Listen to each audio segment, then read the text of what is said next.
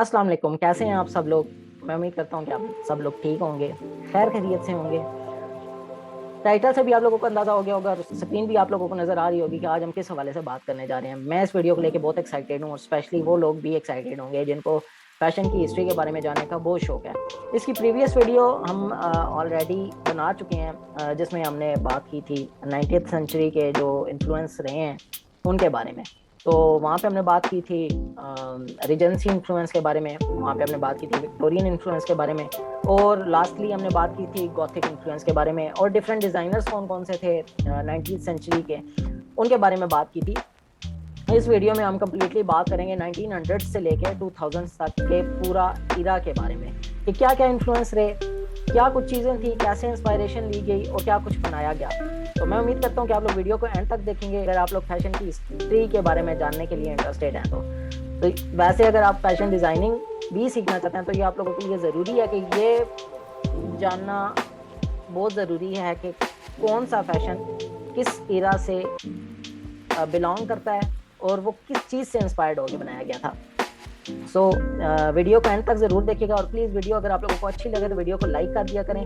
कोई भी सवाल हो आप लोगों का तो कमेंट सेशन में पूछे, मैं आपको जवाब दूंगा। इसके अलावा अगर कोई ये स्लाइड्स लेना चाहता है कि उसके पास नोट्स की फॉर्म में मौजूद हो या वो खुद स्टडी करना चाहता है तो वो मुझे ईमेल कर सकता है। मैं अपना ईमेल डिस्क्रिप्शन में दे दूंगा, आप लोग मुझे सिंपली ईमेल करें और ये मैं आप लोगों को फ्री ऑफ कॉस्ट दे दूंगा। और इस वीडियो को स्लाइड्स के साथ बनाने का मकसद ये था कि आप लोगों को थोड़ा बेहतर तरीके में एग्जाम्पल के साथ समझाया जा सके। इसमें सिर्फ ये ना हो कि वीडियो के अंदर इमेजेस ऐड कर दी जाए, उसमें थोड़ा एक्सप्लेन करना मुश्किल हो जाता है। तो लिहाजा इसके थ्रू आई होप सो आप लोगों को थोड़ा बेहतर तौर पे समझ आ सकेगा। तो वीडियो को एंड तक देखिएगा क्योंकि वीडियो बहुत इंटरेस्टिंग है। स्पेशली जो है मिड की बात करेंगे जब, तो काफ़ी कुछ है जो इस वीडियो में हैरान कौन है और आप लोग फर्स्ट टाइम वो सुन रहे होगे। सो मेरे साथ रहिएगा, वीडियो को एंड तक देखिएगा। वीडियो को स्टार्ट करते हैं। प्रीवियस हम पहले ही जैसे मैं आप लोगों को बता चुका हूँ कि हम 19th सेंचुरी में डिस्कस कर चुके हैं क्या कुछ ट्रेंड्स थे, किस तरह से इंस्पायर्ड होके 19th सेंचुरीज में डिफरेंट ट्रेंड्स और इन्फ्लुएंस रहे थे। अब हम 20th सेंचुरी की तरफ जा रहे हैं और किसी भी फैशन डिज़ाइनर के लिए ज़रूरी है कि उसको हिस्ट्री के बारे में पता हो। तो जो 20th सेंचुरी का पूरा एक ईरा है, जैसे कि मैंने बताया कि हम 1900 से स्टार्ट करेंगे एंड 2000 तक जाएंगे। ये एक ओवरव्यू है कि हम इस वीडियो में क्या क्या कुछ डिस्कस करने वाले हैं। तो सबसे पहले हमारे पास आता है द 1900s। हम इसको द अर्ली 1900s भी कहा जाता है। अच्छा, ये फैशन इंस्पायर्ड 20th सेंचुरी का स्टार्टिंग था, इसलिए इसको अर्ली 1900 भी कहा जाता है। इस वक्त फैशन ट्रेंड्स जो इन्फ्लुएंस हुए वो किससे इंस्पायर्ड होकर बनाए गए थे। वो जो डिफरेंट सोशल मूवमेंट्स थी या डिफरेंट पॉलिटिशियंस थे या जो जंगें हुआ करती थी, उन जंगों के दौरान जो लोग हिजरत किया करते थे, इमिग्रेशन किया करते थे, तो वो दूर दराज इलाकों में जाते थे या आपस में जब वो मिलते थे तो वो एक दूसरे का जो फैशन होता था ना उसको अपना लेते थे, अडॉप्ट कर लेते थे। तो बेसिकली जो 1900s का जो फैशन था वो सोशल मूवमेंट्स, पॉलिटिक्स और वार्स की वजह से जो था ना इन्फ्लुएंस हुआ था। ये एक एग्जाम्पल इमेज है आप लोगों के सामने कि 1900s में किस तरह से जो है वो फैशन किया जाता था। अच्छा, लेडीज फैशन में सबसे पहले बात करते हैं। जो 20th सेंचुरी का स्टार्टिंग था, उस वक्त के स्टार्टिंग को प्लम बूम भी कहा जाता था। वो इस वजह से कि उस टाइम पे हुआ एक ये था इंटरेस्टिंगली कि जो रियल जो फेदर्स होते हैं ना, जो परिंदों के पंख होते हैं, उनको इस्तेमाल किया जाने लगा था ड्रेसेस के अंदर भी और स्पेशली लेडीज की हैट्स के अंदर भी। ये रेफरेंस इमेज है, आप लोग देख सकते हो इसमें भी। तो इस वजह से इसको प्लम बूम कहा जाता था। और उस वक्त हुआ ये था कि इतना एक्सेसिव इस्तेमाल होने लग पड़ा था इनका कि उस वक्त जो है वो जो परिंदे थे ना उनकी तादाद में बहुत हद तक कमी वाक़या हो गई थी, क्योंकि उनको मार दिया जाता था और उनके पंख इस्तेमाल किए जाते थे फैशन के अंदर। तो इस वजह से जो है काफ़ी जो बर्ड्स की पॉपुलेशन है ना वो उस टाइम पे काफ़ी कम हो गई थी। अच्छा, जेंट्स के फैशन में क्या था। जेंट्स के फैशन में नुमाया कोई इस तरह से चेंजिंग नहीं हुई। पहले जिस तरह पैंट्स, शर्ट्स, टाइज वगैरह यूज़ की जाती थी उसी तरह था, लेकिन जो चीज़ यहाँ पे चेंज हुई थी वो सिर्फ ये हुई थी कि ओवर कोट्स और नी लेंथ तक के कोट्स आ गए थे, और यही जो था उनका मेंस के जो फैशन था वो यही था, यानी कि ये सिंपल था, इसमें कोई इतनी ज़्यादा चेंजिंग नहीं हुई थी। उसके बाद हमारे पास आता है the roaring twenties. The roaring twenties जो है वो एक ऐसा टाइम है जबकि एक फ्री स्पिरिट कल्चर को नाफिज कर दिया गया था, और जो ट्रेडिशनल वेयर्स थे, यानी कि जैसे पहले ड्रेस आ रहे थे ट्रेडिशनली तौर पर, सकाफती तौर पर, पिछली जनरेशन से नेक्स्ट जनरेशन में मूव हो रहे थे, इस तरह से चीज़ नहीं रही थी। एक फ्री स्पिरिचुअल कल्चर आ गया था कि आप कुछ भी बना सकते हो, जिसने क्या किया कि जो ट्रेडिशनल स्टैंडर्ड्स हैं ड्रेसेस के उसको कम्प्लीटली ख़त्म कर दिया था। अभी आप लोगों को मैं कुछ एग्जांपल्स भी देता हूँ इसमें। उस टाइम जो था ना वो इस चीज़ पे फोकस किया कि जो भी फैशन बनाया जाए वो कंफर्टेबल हो, और स्टाइल जो है ना उसको काफ़ी ज़्यादा बीच में इंक्लूड कर दिया गया था। जो रोनिंग 20 का जो फेमस ड्रेस है ना, जिसके बारे में वो ज़्यादा पहचाना जाता है, वो वुमेन्स के फ्लैपर्स के जो ड्रेस थे और आर्ट डेको के कुछ ड्रेस थे। ये ज़्यादातर थिएटर्स में यूज़ होते थे और आज भी थिएटर्स में यूज़ होते हैं। और एक इंटरेस्टिंग बात ये है कि उस टाइम पे ना जो वुमेन्स हैं उन्होंने ट्राउजर्स वगैरह भी पहनना स्टार्ट कर दिए गए थे। तो आप अगर मेरे ना राइट हैंड साइड पे देखें एग्जांपल्स, तो उसमें जो टॉप की 2 पिक्चर्स हैं वो फ्लैपर ड्रेसेस की हैं, और जो डाउनवर्ड में एक इमेज दी गई है वो आर्ट डेको जो इंस्पायरेशन थी उसकी है। आपने देखा होगा कि जो हॉलीवुड की मूवीज़ हैं या हॉलीवुड के जो थिएटर्स हैं वहाँ पे आज भी इसी तरह के ड्रेसेस यूज़ होते हैं। इवन ये इतनी पुरानी मैं आप लोगों को बात बता रहा हूँ, लेकिन इंटरेस्टिंगली ये अभी भी यूज़ होते हैं। जेंट्स फैशन की बात करें तो जो मेंस थे ना उनमें क्या चेंज आई थी कि वो उनकी जो पैंट्स है ना उनको थोड़ा वाइडर कर दिया गया था। आप लोग इस राइट साइड पे इमेज में भी देख सकते हो एग्जांपल के तौर पे कि जो पैंट्स है ना उनमें कितनी वाइडनेस ऐड कर दी गई है, और उसके साथ वही पुराना स्टाइल शर्ट और कोट्स वगैरह एंड टाइज और हैट वगैरह भी। बस तो जो gents fashion the roaring 20s का है उसमें सिर्फ चेंज ये हुआ था कि जो पैंट्स थी उनको वाइडर कर दिया गया था। अब रोरिंग 20 में हमने कवर किया 19 जो है वो 29 तक। जो एंड था ना रोरिंग 20s का वो बहुत डिप्रेशन था एक तमाम दुनिया के लिए। उस वक्त हुआ क्या था, उस वक्त वॉल स्ट्रीट क्रैश हो गया था। वॉल स्ट्रीट क्रैश सबसे बड़ा जो स्टॉक एक्सचेंज का एक क्रैश था ना वो था, और ये उस टाइम हिस्ट्री का सबसे बड़ा जो है ना वो क्रैश था। और उस टाइम पे बहुत ज़्यादा डिप्रेशन स्टार्ट हो गई थी क्योंकि लोगों का बहुत ज़्यादा नुकसान हो गया था।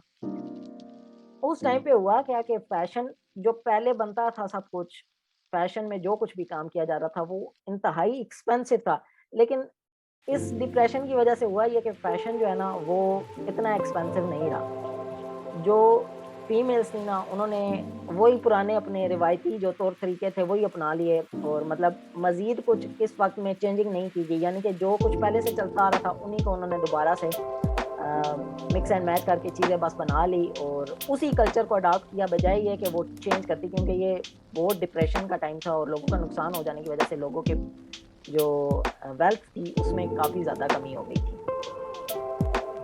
जहाँ डिप्रेशन की वजह से ना बहुत सारे लोगों का नुकसान हुआ, लोगों ने हार्ड टाइम देखा, वहाँ पे कुछ थोड़ी सी नई चीज़ें हुई थी, और वो ये थी कि जो वुमेन्स की स्कर्ट थी ना वो लंबी हो गई थी, और जो ड्रेसेस को कट्स किया जाता था वो बाइस कट किया जाता था कि जो वुमेन्स के बॉडी पार्ट हैं उन्हें थोड़ा नुमाया करके दिखाया जा सके। एंड थर्ड थिंग जो हुई थी वो ये थी कि नायलॉन फैब्रिक उस टाइम पे इंट्रोड्यूस किया गया, जिसको सिल्क की जगह रिप्लेस किया गया था। यानी कि पहले जो ड्रेसेस आते थे वो सिल्क यूज़ होता था एंड सिल्क काफ़ी एक्सपेंसिव था, तो सिल्क की जगह अब नायलॉन ने ले ली थी। नायलॉन इंट्रोड्यूस कर दिया गया था और ड्रेसेस के अंदर नायलॉन ही यूज़ किया जाता था। जेंट्स की अगर फैशन की बात करें तो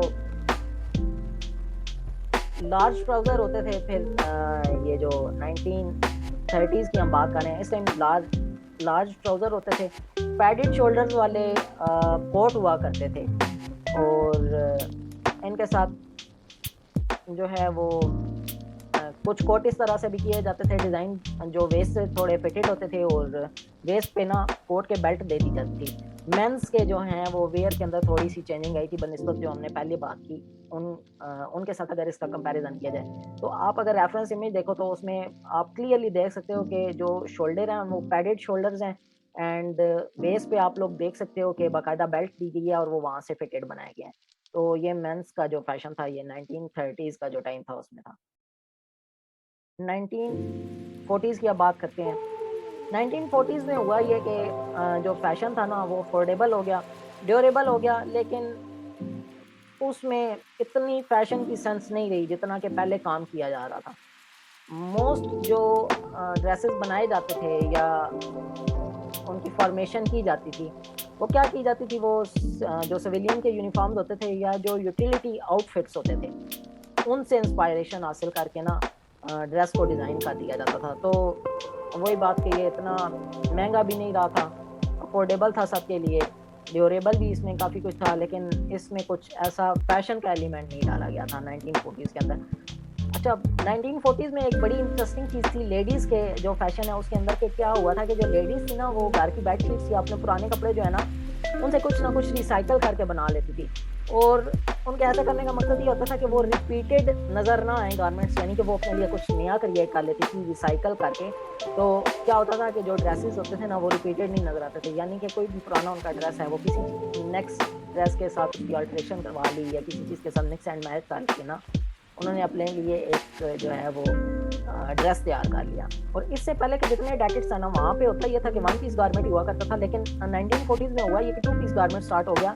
और इसमें क्या हुआ कि हाई वेस्ट जो सूट है ना वो तैयार कर लिए गए। और आप मेरे जो राइट साइड पे देख सकते हो ना, जो दो रेफरेंस इमेज दी गई हैं उनमें जो टॉप वाली है वो जो यूटिलिटी आउटफिट्स हैं, और जो डाउनवर्ड है वो जो सिविल आउटफिट्स के तौर पे या जो सिविलियन के यूनिफॉर्म से तैयार किया जाता था ये वो है। अच्छा, जेंट्स के फैशन पे बात करते हैं। जेंट्स का बड़ा इंटरेस्टिंगली एक फैशन चेंज हुआ था यहाँ पे, और बाकी सब वैसे ही था, मोस्टली वैसे ही था। सिर्फ इसमें जो चीज़ चेंज हुई थी वो ये थी कि इस वक्त हुआ ये था कि वर्ल्ड वॉर टू स्टार्ट थी। वर्ल्ड वॉर टू के टाइम पे मेंस की ना इंटरेस्टिंगली एक चेंजिंग हुई थी कि जो पैंट्स थी ना, पैंट्स की जगह जो है वो वाइड लेग जो है ना पैंट्स आ गई थी या ट्राउज़र्स कह लें। तो इनको ना ये एक मेंस की जो थी फैशन था। ये जो एक मेंस का फैशन था इसमें एक ये चीज़ चेंज हुई थी और इनको ज़ूट सूट बोला जाता था। आप इमेज के अंदर देखो कि जो यहाँ पे पैंट्स यूज़ की गई हैं वो कितनी वाइडर हैं, यानी कि बहुत ही ज़्यादा उनमें वाइडनेस दी गई है। अब 1950s का टाइम, ये बहुत ही इंटरेस्टिंग टाइम था। यहाँ पे क्या हुआ है, फैशन का इन्फ्लुएंस कैसे हुआ, बहुत सारे डिज़ाइनर्स जो थे ना उन्होंने फ़ैशन के लिए काम करना शुरू कर दिया। तक एक किस्म का वॉर ही थी कि जो पुराने डिज़ाइन्स थे उनके साथ नए डिज़ाइन्स को मैच करना, एक जंग चल रही थी कि डिज़ाइनर्स चाहते थे कि वो हट कटियोर के अंदर काम करें और इवन मोर जो है एक्सपेंसिव किस्म का फैशन लॉन्च किया जाए। तो हट कटियोर में जो सबसे पहला नाम है और आप में से काफ़ी सारे लोगों ने सुना होगा, क्रिस्टियान डियोर, वो भी 1950s से ही बिलोंग करते हैं। उसके अलावा क्रिस्टोबल, ये डिज़ाइनर्स हैं जिन्होंने जो पिछले स्टाइल्स थे ना उनको ख़त्म करके नए स्टाइल्स को उस वक्त इन्फ्लुएंस किया था। अगर हम लेडीज़ फैशन की बात करें तो द ग्लैमरस 50s हाउसवाइफ और न्यू रॉक एंड रोल, ये दो फैशंस उस टाइम के थे। फैशंस तो खैर और भी बहुत ज़्यादा थे, लेकिन ये बहुत ज़्यादा इन्फ्लुएंस रखते थे उस टाइम पे। उसकी वजह ये थी कि ये जो है ना म्यूज़िक की जो एल्बम्स लॉन्च हुई वहाँ से लोगों ने इंस्पायर्ड होके इसको अपनाना शुरू किया। और यही क्रिस्टियन डियोर और जो दूसरे डिज़ाइनर्स थे उन्होंने काम करके ना इसको आम कर दिया कि ये जो है डिफरेंट जो लोग हैं वो लोग ये फैशन को अडॉप्ट करें। जो कुछ और इन्फ्लुएंस थे उस टाइम में वो ये थे कि उनमें कैप्री पैंट्स आ गई थी।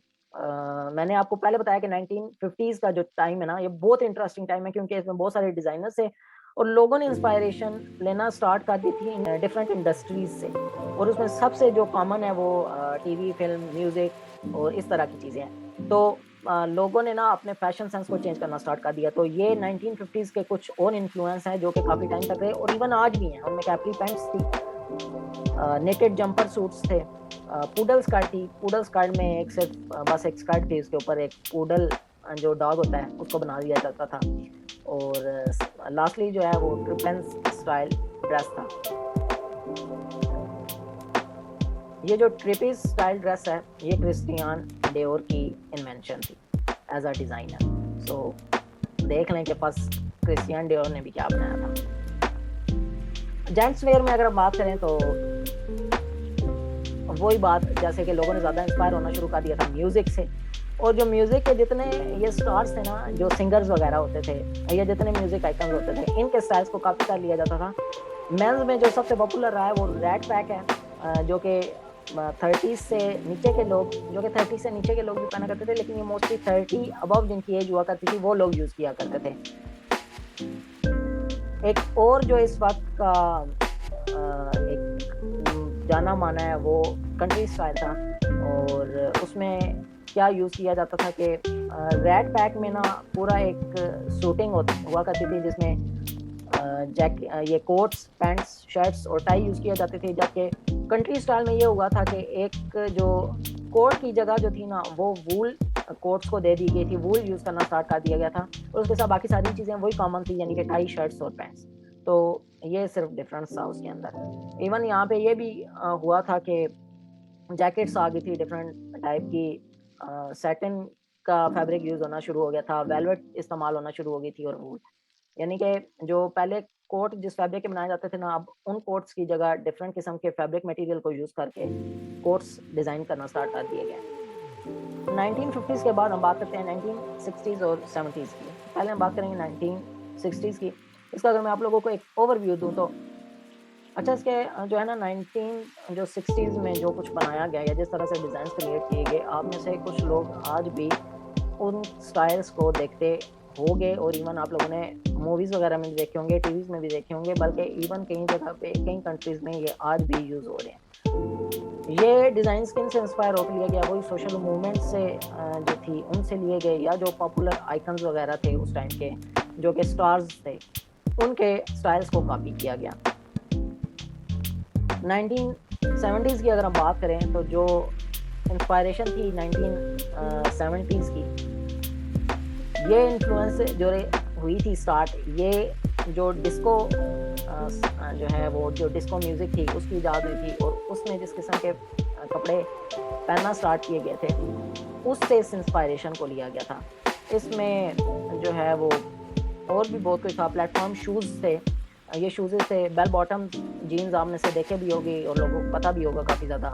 बेल बॉटम पैंट्स थी और थाई हाई बूट्स थे, यानी कि काफ़ी लॉन्ग बूट हुआ करते थे वो। ये सब 1970s की जो है वो इन्फ्लुएंस है, और इन्वेंशन भी आप कहें तो ये गलत नहीं होगा। अब 80s की बात करते हैं। अच्छा, 80s में जो स्टाइल था वो जो प्रीवियस जितने स्टाइल थे तकरीबन वैसे ही था, लेकिन जो चीज़ यहाँ पे सबसे ज़्यादा नुमायाँ थी वो ये थी कि इन में जो भी ड्रेसेस बनाए जाते थे ना वो बहुत ही कलरफुल बनाए जाते थे। अब मैंने आप लोगों के सामने 2 इमेजेस रखी हैं, रेफरेंस इमेज है, एग्जांपल दे रहा हूँ। इन दोनों में जो है ये आप देखें कि कितने कलरफुल ड्रेसेस हैं, और ये 1980s के ही ड्रेसेस हैं। ये 1980s का ही फैशन है जो कि उस टाइम पे इन्फ्लुएंस रहा था लोगों के अंदर काफ़ी टाइम तक। 1990s की बात करें, जो ट्रेंड्स थे ना वो थोड़ा अब इतने ज़्यादा पॉपुलर नहीं रहे थे, उनमें इतना ज़्यादा काम नहीं जो है वो किया जा रहा था, लेकिन फैशन फिर भी लोगों को किसी हद तक फैशनेबल हो गए थे, आप कह सकते हो, या लोगों में फैशन की सेंस उजागर हो गई थी, उन्हें पता था कि हमने फैशन करना होता है। तो इस एरा में 1990s के टाइम पे स्लिप ड्रेस आए थे, लॉन्गर स्कर्ट्स बनी थी, और अल्टरनेटिव जो सूट्स वगैरह बनाए गए थे, और इस तरह का बनाया जाता था मटेरियल कि वो सॉफ्ट हो। और मेन जो चीज़ वहाँ पे इंट्रोड्यूस हुई उस टाइम की वो स्लिप ड्रेसेस और लॉन्गर स्कर्ट्स ही थी। आप लोग देख सकते हो कि आपके लेफ्ट हैंड साइड पे जो इमेज लगाई गई है, इसमें ये जो वुमेन है जो ड्रेस कैरी किया हुआ है इसने, ये स्लिप ड्रेस होता है। तो मज़ीद अगर आप लोग रिसर्च खुद से करना चाहो तो आप लोग गूगल पे जाओ, स्लिप ड्रेसेस देखो, आप लोगों को काफ़ी सारी इमेज मिल जाएगी। अगर आपका माइंड नहीं क्लियर हो रहा कि स्लिप ड्रेसेस किस तरह के थे। अब हम एंड पे, सबसे एंड पे आ गए हैं और 2000s की बात करने लगे हैं। अच्छा, ये बहुत ही जो है ज़बरदस्त टाइम था फैशन की इंडस्ट्री के लिए, ना सिर्फ फैशन की इंडस्ट्री के लिए, इवन हर चीज़ के लिए ये एक ऐसा टाइम था कि हर चीज़ जो है वो अपने पीक पे थी। उसकी वजह क्या है? उसकी वजह ये है कि टेक्नोलॉजी बहुत ज़्यादा इस्तेमाल होने लग पड़ी थी। बहुत सारी चीज़ें ईजाद हो चुकी थी इस वक़्त। सिलाई मशीनों की हम पहले बात कर चुके हैं, डाइज़ की हम पहले बात कर चुके हैं, वो 19th सेंचुरीज़ में थी। 20th सेंचुरीज़ में मैंने आप लोगों को बताया कि लोगों ने इंस्पायरेशन कहाँ से लेना शुरू की? स्टार्स से, म्यूज़िक से, जो डिफरेंट आइकन्स थे उनसे। तो ये कैसे हुआ कि लोगों को किस तरह से पता चलना शुरू हुआ? ज़ाहिर-सी बात है, टेक्नोलॉजी इतनी एडवांस हो गई थी और दिन-ब-दिन हो रही थी कि लोगों को फ़ैशन का सेंस आता गया। तो इस वक़्त जो है ना वो फ़ैशन में काफ़ी ज़्यादा चेंजेस भी आए। इसी वक़्त जो है वो मास मार्केट की प्रोडक्शन का भी आगाज़ हो गया, यानी कि जो पहले टेलर्स वग़ैरह सिलाई करते थे वो अब पूरे-पूरे प्रोडक्शन हाउस बन चुके थे, बुटीक्स बन चुकी थी, पूरे-पूरे वेयर हाउसेस बन चुके थे जहाँ पे मास मार्केट और ये लार्ज क्वांटिटी में प्रोड्यूसिंग स्टार्ट हो चुकी थी। इसके अलावा अगर बात करूँ कि उस टाइम पे सबसे ज़्यादा क्या मशहूर था, तो उस टाइम पे जो है मैश टॉप्स इन्वेंट हुए थे। फिर बॉक्स प्लीटेड स्कर्ट्स थी और हैंडकरचीफ टॉप्स आए थे, और उसके अलावा जो है ये सीक्वेंस शर्ट्स और लेदर की स्कर्ट्स, इनका काफ़ी टाइम तक इन्फ्लुएंस रहा, इवन कि आज तक है। और आप इनमें से देख सकते हो ये जो मैश टॉप्स हैं, स्कर्ट है, हैंडकरचीफ की अगर मैं बात करूँ तो ये लेफ्ट साइड पे जो स्कर्ट लेदर स्कर्ट के ऊपर की इमेज है, ये हैंडकरचीफ स्टाइल है। सो आप लोगों ने आज भी देखा होगा कि ये स्टाइल जो 2010 था उसका असर आज भी है। ये इतना लंबा डेकेड गुजरने के बाद भी आज तक इन सब स्टाइल्स की प्रेजेंस है। तो ये किस वजह से ये स्टाइल्स, लोग आज भी इन स्टाइल्स को अडॉप्ट करते हैं। सो ये ओवरऑल एक हिस्ट्री की क्लास थी। और हाँ, क्रिएटिव फैशन डिज़ाइन की लिस्ट स्टार्ट हो चुकी है, वहाँ पे काफ़ी कुछ मैं बता चुका हूँ और आगे हम लोग जो है वो इंशाल्लाह प्रैक्टिकली काम स्टार्ट करने लगे हैं। तो आप लोगों में से जिन लोगों ने अभी तक नहीं देखा वो प्लेलिस्ट भी लाजमी देखें, और जो लोग इंटरेस्टेड है फैशन डिज़ाइनिंग कंप्लीट सीखने में, उनके लिए मस्ट है कि वो चीज़ें जाके देखें और मुझे सपोर्ट करें ताकि मैं मज़ीद अच्छा कंटेंट आप लोगों के सामने लेके आ सकूँ।